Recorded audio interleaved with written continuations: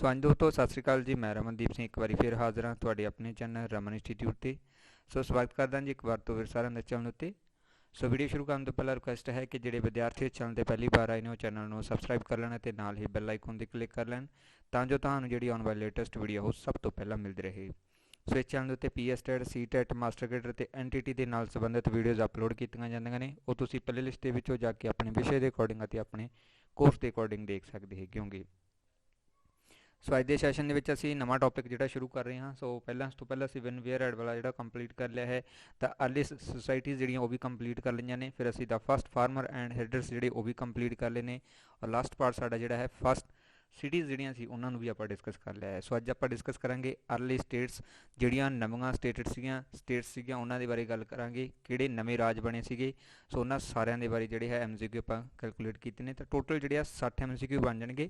ਸੋ ਇਹ ਟੌਪਿਕ ਵੀ ਕੰਪਲੀਟ ਹੋ ਜਾਊਗਾ। ਇਸ ਤੋਂ ਬਾਅਦ ਆਪਾਂ ਨਵਾਂ ਟੌਪਿਕ ਸ਼ੁਰੂ ਕਰਾਂਗੇ ਨਿਊ ਆਈਡੀਆਜ਼ ਵਾਲਾ, ਤਾਂ ਉਹ ਇਸ ਦੇ ਵਿੱਚ ਕਵਰ ਕਰ ਲਵਾਂਗੇ ਅਗਰ ਕੋਈ ਕੁਐਸਚਨ ਹੋਰ ਇਸ ਦਾ ਪੈਂਡਿੰਗ ਹੋਇਆ ਤਾਂ। ਓਕੇ, ਸੋ ਇਸ ਤੋਂ ਪਹਿਲਾਂ 10 ਪਾਰਟ ਜਿਹੜੇ ਉਹ ਕੰਪਲੀਟ ਹੋ ਚੁੱਕੇ ਨੇ, ਉਹ ਤੁਸੀਂ ਪਲੇ ਲਿਸਟ ਦੇ ਵਿੱਚੋਂ ਜਾ ਕੇ ਦੇਖ ਸਕਦੇ ਹੈਗੇ। ਸੋ WhatsApp ਗਰੁੱਪ ਜੁਆਇਨ ਕਰਨ ਦੇ ਲਈ ਤੁਸੀਂ ਇਸ ਨੰਬਰ ਦੇ ਉੱਪਰ ਕੰਟੈਕਟ ਕਰ ਸਕਦੇ ਹੋ, ਜਿੱਥੇ ਤੁਹਾਨੂੰ ਸਾਰੀਆਂ PDF ਆ ਜਿਹੜੀਆਂ ਉਹ ਮਿਲਦੀਆਂ ਰਹਿਣਗੀਆਂ। ਗਰੁੱਪ ਪੇਡ ਅਗਰ ਤੁਸੀਂ ਜੁਆਇਨ ਕਰਨਾ ਚਾਹੁੰਦੇ ਤਾਂ ਫੀਸ ਪੇ ਕਰਕੇ ਇਸ ਦੇ ਵਿੱਚ ਐਡ ਹੋ ਸਕਦੇ ਹੋ। ਸੋ ਨੋਟ ਕਰ ਲਿਓ ਕਿ ਇਹਦੇ ਵਿੱਚ ਜਿਹੜੀਆਂ ਤੁਹਾਨੂੰ PDF ਉਹੀ ਮਿਲਣਗੀਆਂ ਜੋ ਤੁਸੀਂ ਇੱਥੇ ਕਲਾਸਿਸ ਦੇਖ ਰਹੇ ਹੋ।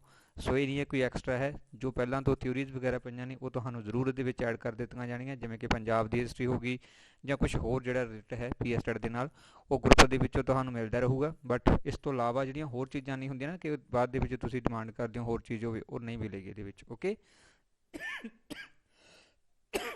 ਸੋ ਜਿਹੜਾ ਮੈਟਰ ਦੇ ਵਿੱਚ ਹੈ ਤੁਹਾਨੂੰ ਕਲਾਸਿਸ ਲੱਗੀਆਂ ਹੋਈਆਂ ਨੇ, ਚਾਹੇ ਉਹ ਥਿਊਰੀ ਵਾਲੀ ਹੈ ਚਾਹੇ MCQ, ਸੋ ਉਹੀ ਦੋਨੋਂ ਮਿਲਣਗੇ। ਸੋ ਵੀਡੀਓ ਨੂੰ ਲਾਈਕ ਕਰਨਾ, ਸ਼ੇਅਰ ਕਰਨਾ ਅਤੇ ਕਮੈਂਟ ਬਾਕਸ ਦੇ ਵਿੱਚ ਆਪਣੇ ਸੁਝਾਅ ਦੇਣੇ ਤੁਸੀਂ ਨਾ ਭੁੱਲਿਆ ਕਰੋ। ਅਤੇ ਜਿਹੜੇ ਵਿਦਿਆਰਥੀ ਨਵੇਂ ਆਉਂਦੇ ਹੁੰਦੇ ਨੇ ਉਹ ਪਲੀਜ਼ ਚੈਨਲ ਨੂੰ ਸਬਸਕ੍ਰਾਈਬ ਜ਼ਰੂਰ ਕਰ ਲਿਆ ਕਰੋ। ਤਾਂ ਸ਼ੁਰੂ ਕਰਦੇ ਹਾਂ ਸੈਸ਼ਨ ਅੱਜ ਦਾ।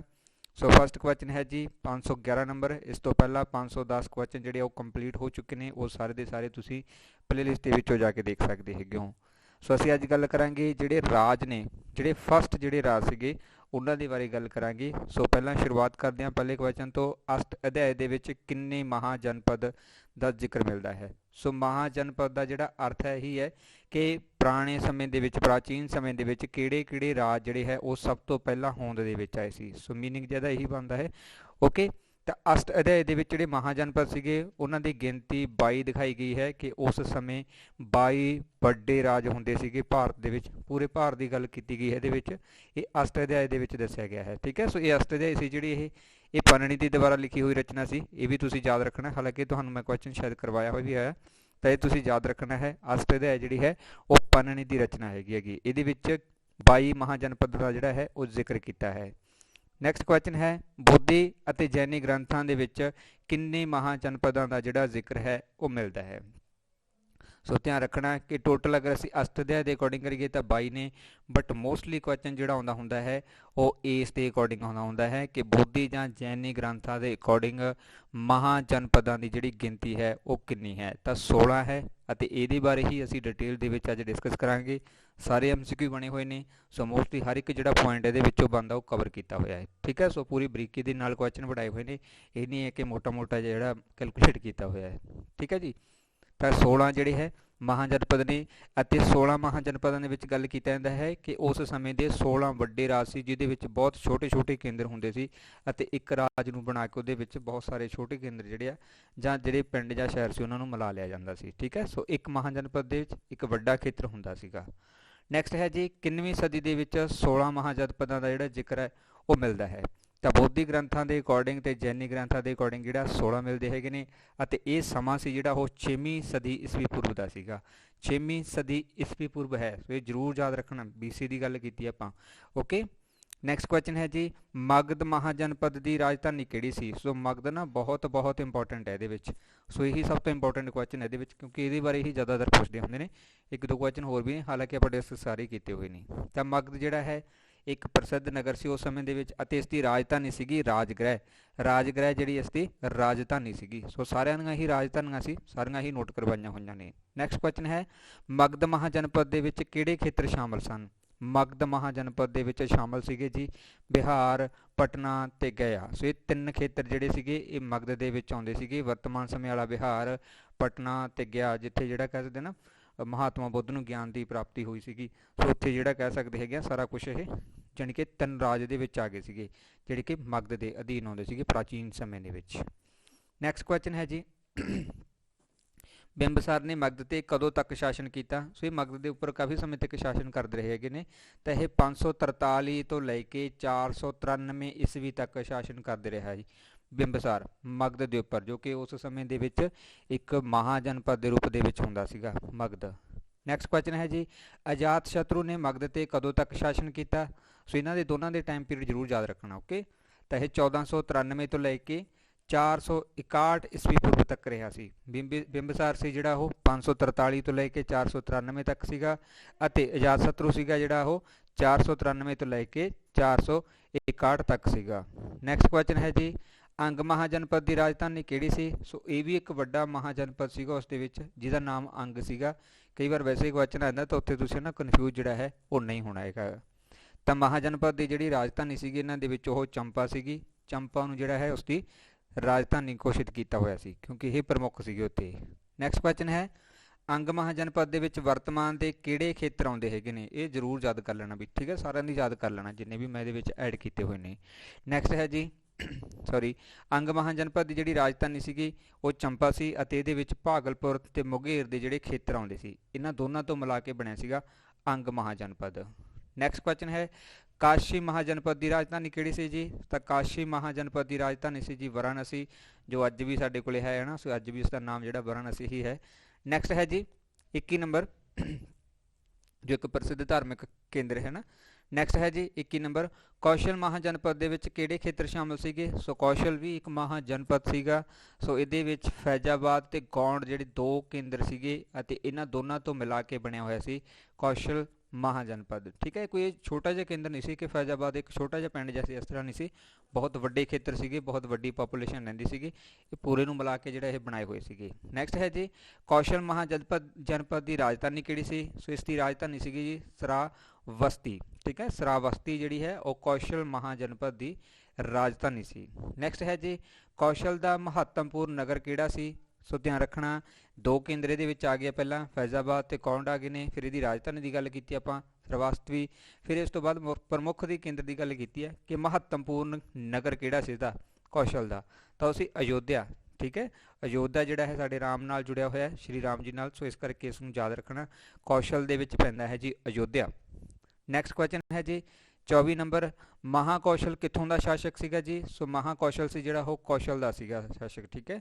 ਇਹਦੇ ਨਾਲ ਨਾ ਨਾਮ ਜਿਹੜਾ ਅਟੈਚ ਕਰ ਲਿਓ, ਕਿਉਂਕਿ ਜਿੰਨੇ ਵੀ ਮਹਾਜਨਪਦ ਨੇ ਮੋਸਟਲੀ ਜਿਹੜਾ ਹੈ ਨਾ ਉਹਦੇ ਨਾਮ ਨਾਲ ਜ਼ਰੂਰ ਮਿਲਦੇ ਜੀ, ਥੋੜ੍ਹੇ ਬਹੁਤੇ, ਵੈਸੇ ਸਾਰੇ ਨਹੀਂ ਗੱਲ ਕਰ ਰਿਹਾ, ਕੁਛ ਇੱਕ ਦੋ ਜਣੇ ਜਿਹੜੇ ਹੈਗੇ ਨੇ ਉਹ ਮਿਲਦੇ ਨੇ, ਉਹਨਾਂ ਦੇ ਮਹਾਜਨਪਦ ਜਿਹੜੇ ਨਾਮ, ਜਿਹੜੇ ਰਾਜ ਦੇ ਨਾਮ ਨੇ ਉਹਨਾਂ ਰਾਜਾਂ ਦੇ ਨਾਮ ਦੇ ਉੱਪਰ ਹੀ ਪਏ ਨੇ, ਜਿਵੇਂ ਕਿ ਮਹਾਕੌਸ਼ਲ ਹੋ ਗਿਆ, ਓਕੇ। ਤੇ ਇਹਦਾ ਸ਼ਾਸਕ ਜਿਹੜਾ ਕਹਿ ਸਕਦੇ ਆ, ਸੋ ਇਹਦਾ ਕੇਂਦਰ ਜਿਹੜਾ ਸੀ ਉਹ ਕੌਸ਼ਲ ਸੀਗਾ, ਮਹਾ ਉਹਦਾ ਮੂਹਰੇ ਲਗਾ ਦਿੱਤਾ ਗਿਆ ਸੀ। ਨੈਕਸਟ ਹੈ ਜੀ, ਵੱਜੀ ਮਹਾਜਨਪਦ ਦੇ ਕਿੰਨੇ ਕਬੀਲਿਆਂ ਦਾ ਸੰਘ ਸੀਗਾ? ਤਾਂ ਵੱਜੀ ਮਹਾਜਨਪਦ ਸੀਗਾ ਜਿਹੜਾ ਉਹ 8 ਕਬੀਲਿਆਂ ਦਾ ਕੇਂਦਰ ਸੀਗਾ, ਠੀਕ ਹੈ। ਯਾਨੀ ਕਿ ਵੱਜੀ ਮਹਾਜਨਪਦ ਜਿਹੜਾ ਹੈ ਉਹਦੇ ਵਿੱਚ 8 ਕਬੀਲੇ ਜਾਂ 8 ਸੰਘ ਇਹਨਾਂ ਤੋਂ ਮਿਲ ਕੇ ਬਣਾਇਆ ਗਿਆ ਸੀਗਾ ਵੱਜੀ ਮਹਾਜਨਪਦ ਨੂੰ, ਯਾਨੀ ਕਿ ਕਾਫੀ ਵੱਡਾ ਖੇਤਰ ਸੀ, ਆਪਾਂ ਇਹ ਵੀ ਕਹਿ ਸਕਦੇ ਹਾਂ।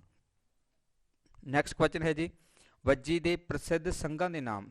ਸੋ ਵੈਸੇ ਤਾਂ 8 ਸੀ, ਬਟ ਗੱਲ ਕੀਤੀ ਗਈ ਹੈ ਪ੍ਰਸਿੱਧ ਕੇਂਦਰ ਕਿਹੜੇ ਸੀਗੇ, ਪ੍ਰਸਿੱਧ ਸੰਘ ਕਿਹੜੇ ਸੀਗੇ, ਤਾਂ ਇਹ ਵਧੇ ਸੀ, ਵੱਜੀ ਸੀ ਤੇ ਲਿੱਛਵੀ ਸੀ, ਠੀਕ ਹੈ। ਇਹ ਸੰਘ ਜਾਂ ਕਬੀਲੇ ਜਾਂ ਕਹਿ ਸਕਦੇ ਹਨ ਉਹਨਾਂ ਦੀ ਜਾਤੀ ਦੇ ਆਧਾਰ ਦੇ ਉੱਪਰ ਪ੍ਰਮੁੱਖ ਕੇਂਦਰ ਬਣਾਏ ਗਏ ਸੀ, ਜਿਵੇਂ ਲਿੱਛਵੀ ਆ ਗਿਆ, ਵੱਜੀ ਆ ਗਿਆ, ਵਧੇ ਹੋ ਗਿਆ, ਇਹਦੇ ਆਧਾਰ ਦੇ ਉੱਪਰ ਇਹ ਸੰਘ ਬਣੇ ਹੋਏ ਸੀ। ਟੋਟਲ 8 ਸੀ, ਟੋਟਲ 8 ਤੋਂ ਮਿਲ ਕੇ ਬਣਾਇਆ ਗਿਆ ਸੀ ਵੱਜੀ।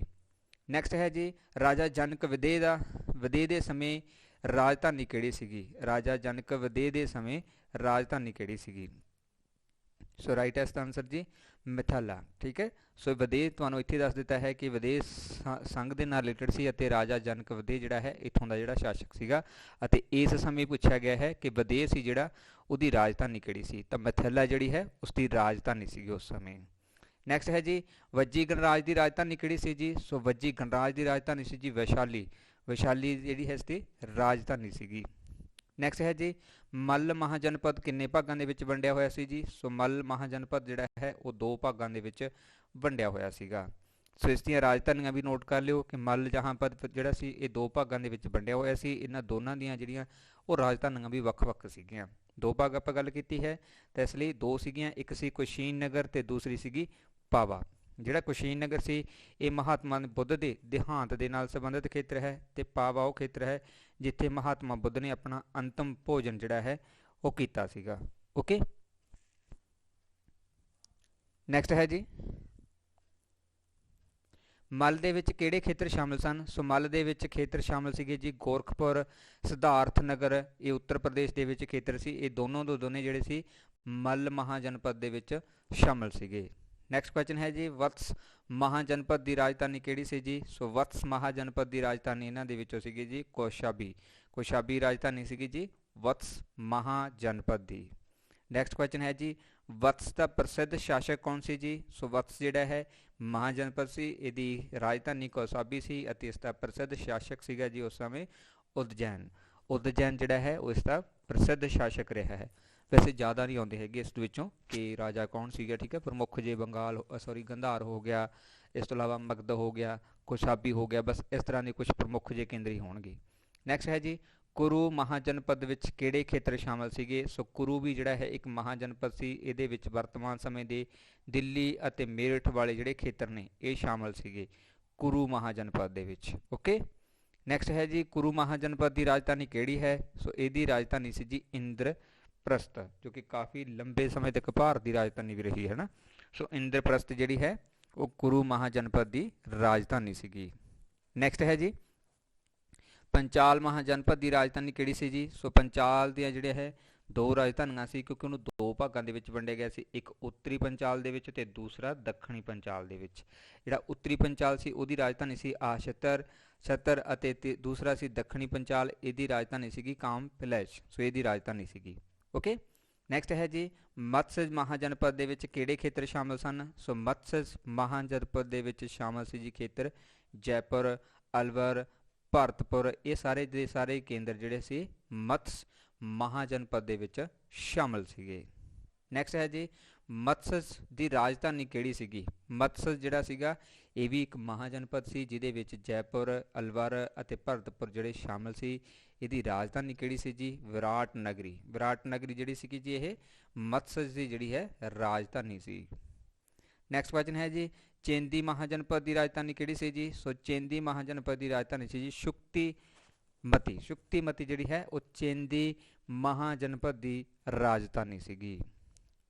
ਨੈਕਸਟ ਹੈ ਸੁਰਸੇਨ ਮਹਾਜਨਪਦ ਦੀ ਰਾਜਧਾਨੀ ਕਿਹੜੀ ਸੀ ਜੀ। ਸੋ ਸੁਰਸੇਨ ਮਹਾਜਨਪਦ ਦੀ ਰਾਜਧਾਨੀ ਸੀਗੀ ਮਥੁਰਾ। ਠੀਕ ਹੈ, ਸੋ ਇੱਕ ਨਾ ਧਿਆਨ ਰੱਖਿਓ ਕਿ ਵੈਸੇ ਤਾਂ ਇਹ ਆਪਾਂ ਗੱਲ ਕੀਤੀ ਹੈਗੀ ਹੈ ਕਿ 22 ਹੈ ਨਾ ਟੋਟਲ ਜੇ ਅਸ਼ਟਾਧਿਆਏ ਦੀ ਗੱਲ ਕਰੀਏ, ਬਟ ਪ੍ਰਮੁੱਖ ਜਿਹੜੀਆਂ ਨਾ ਉਹ 16 ਹੀ ਹੁੰਦੀਆਂ ਸੀਗੀਆਂ, ਜ਼ਿਆਦਾ ਜਿਹੜੀਆਂ ਪਈਆਂ ਨੇ ਉਹਦੇ ਅਕੋਰਡਿੰਗ ਜਿਹੜਾ ਆਪਾਂ 16 ਬਾਰੇ ਹੀ ਡਿਸਕਸ ਕੀਤਾ ਹੈ, ਇਸ ਤੋਂ ਅਗਲੀਆਂ ਨਹੀਂ ਕੀਤੀਆਂ ਕਿਉਂਕਿ ਉਹ ਘੱਟ ਇੰਪੋਰਟੈਂਟ ਨੇ, ਇੱਕ ਤਾਂ ਇੱਕ ਉਹਦਾ ਜ਼ਿਕਰ ਵੀ ਘੱਟ ਮਿਲਦਾ ਹੈ। ਓਕੇ, ਨੈਕਸਟ ਹੈ ਅਵਤੀ ਮਹਾਜਨਪਦ ਦੀ ਰਾਜਧਾਨੀ ਕਿਹੜੀ ਹੈ ਜੀ। ਸੋ ਇਸ ਦੀ ਰਾਜਧਾਨੀ ਸੀ ਜੀ ਉਜੈਨ। ਅਵਤੀ ਮਹਾਜਨਪਦ ਦੀ ਰਾਜਧਾਨੀ ਸੀਗੀ ਉਜੈਨ।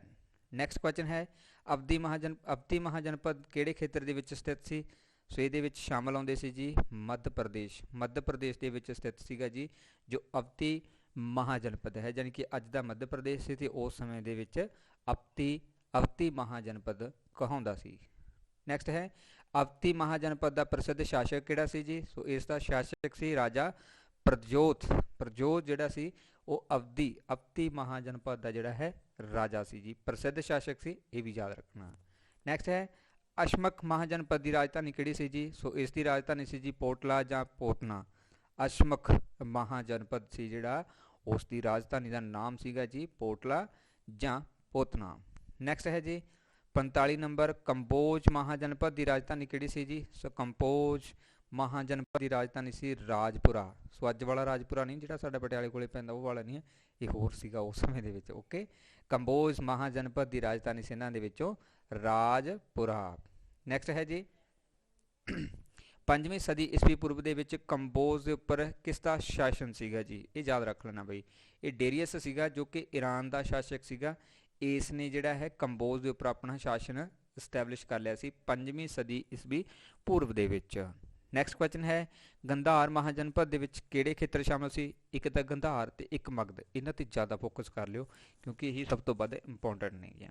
ਤਾਂ ਇਹਦੇ ਵਿੱਚ ਪੇਸ਼ਾਵਰ ਤੇ ਰਾਵਲਪਿੰਡੀ ਜਿਹੜਾ ਹੈ ਇਹ ਕੇਂਦਰ ਆਉਂਦੇ ਸੀਗੇ, ਜੋ ਕਿ ਵਰਤਮਾਨ ਸਮੇਂ ਸਾਡੇ ਦੋਨੋਂ ਹੀ ਕੇਂਦਰ ਪਾਕਿਸਤਾਨ ਦੇ ਵਿੱਚ ਨੇ।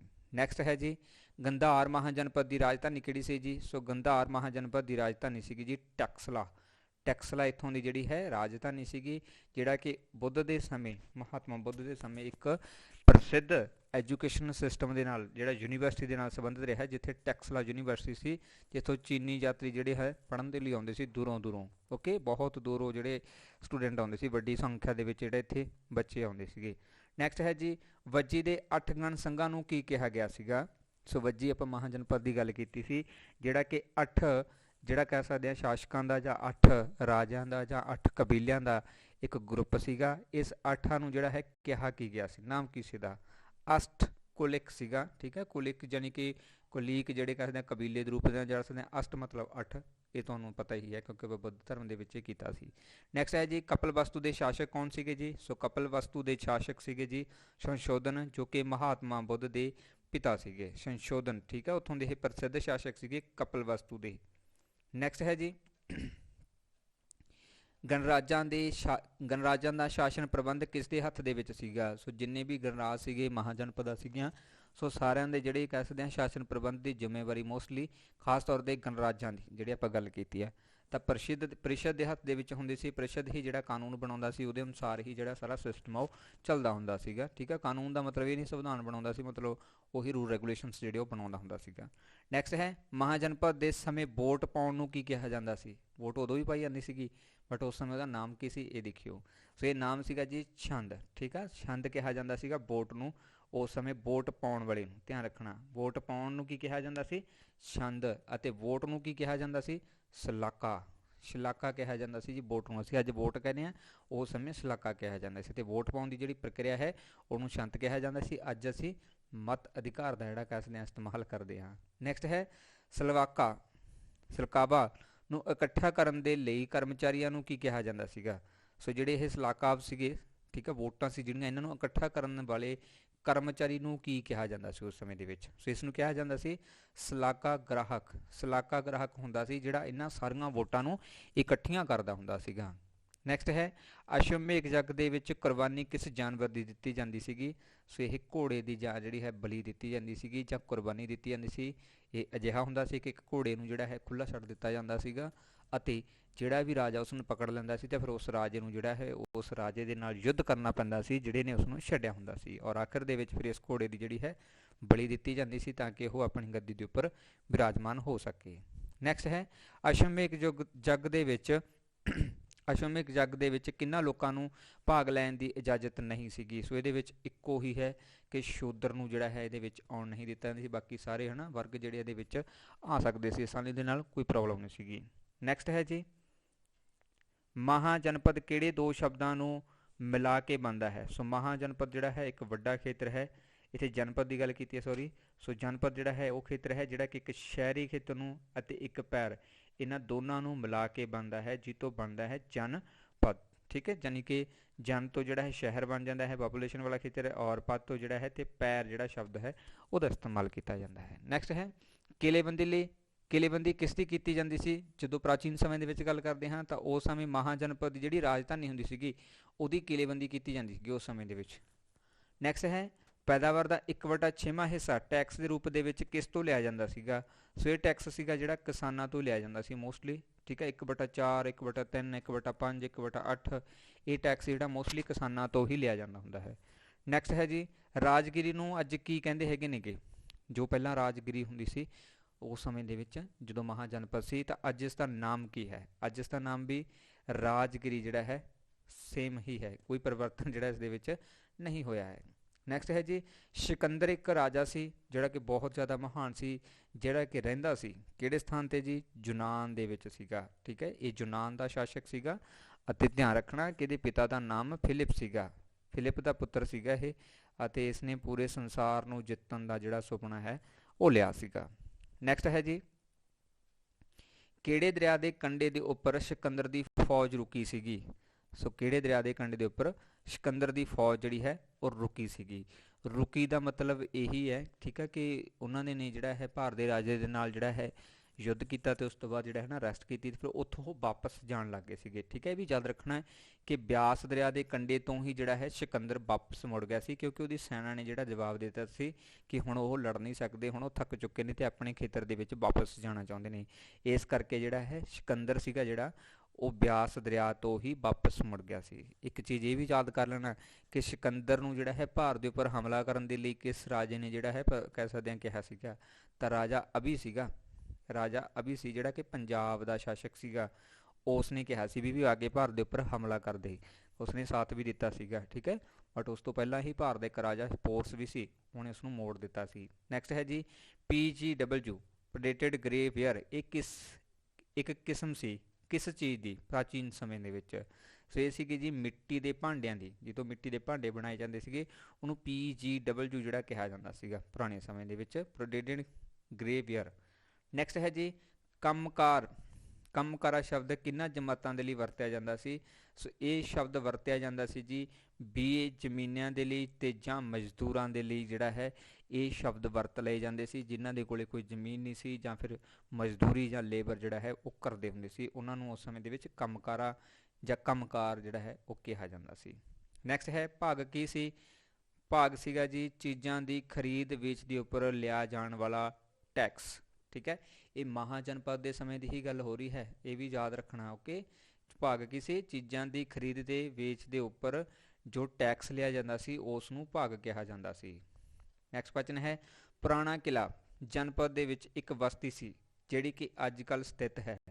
ਪੁਰਾਣਾ ਕਿਲੇ ਦੇ ਵਿੱਚ ਜਨਪਦ ਦੇ ਵਿੱਚ ਇੱਕ ਬਸਤੀ ਸੀ ਜਿਹੜੀ ਕਿ ਅੱਜ ਕੱਲ੍ਹ ਸਥਿਤ ਹੈ, ਕਿਸੇ ਸਥਾਨ ਵਿਖੇ ਜੀ? ਨਵੀਂ ਦਿੱਲੀ ਦੇ ਵਿੱਚ।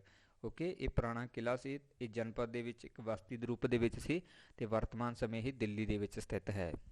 ਨੈਕਸਟ ਹੈ ਜੀ ਅਜਾਤਸ਼ਤਰੂ ਨੇ ਸਲਾਹ ਲੈਣ ਲਈ ਆਪਣੇ ਮੰਤਰੀ ਨੂੰ ਬੁੱਧ ਕੋਲ ਭੇਜਿਆ ਸੀ, ਉਸਦੇ ਮੰਤਰੀ ਦਾ ਨਾਮ ਦੱਸੋ।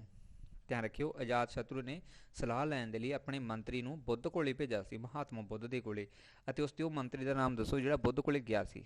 ਉਹਦਾ ਨਾਮ ਸੀ ਵਾਸਾਕਾਰ। ਠੀਕ ਹੈ, ਵਾਸਾਕਾਰ ਸੀਗਾ ਅਤੇ ਅਜਾਤਸ਼ਤਰੂ ਨੇ ਇਸ ਨੂੰ ਭੇਜਿਆ ਸੀ ਕਿ ਉਹ ਮਹਾਤਮਾ ਬੁੱਧ ਕੋਲੋਂ ਜਿਹੜਾ ਹੈ ਰਾਜ ਪ੍ਰਬੰਧ ਬਾਰੇ ਜਿਹੜਾ ਹੈ ਜਾਣਕਾਰੀ ਲੈ ਕੇ ਆਵੇ। ਨੈਕਸਟ ਹੈ ਜੀ ਮਹਾਪਰਮਾਨੰਦ ਕੌਣ ਸੀਗਾ? ਮਹਾਪਰਮਾਨੰਦ ਕੌਣ ਸੀ?